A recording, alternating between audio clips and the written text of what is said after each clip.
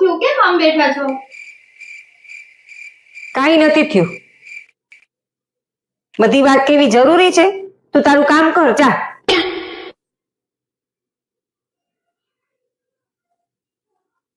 One hour later.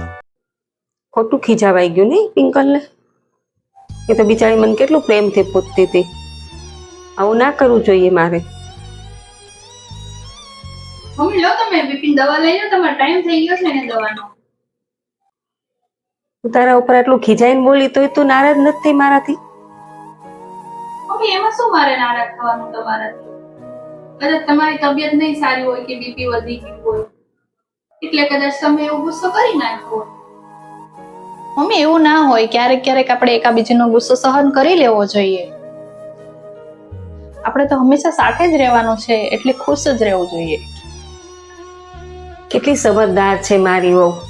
અહીંયા આવતી રહે મારી વહુ. આવતી રહે.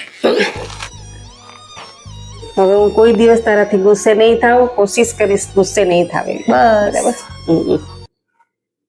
ને હંમેશા ખુશ રહેવાની. આપણે સાથે રહેવાનું છે એટલે ખુશ જ રહેવાનું.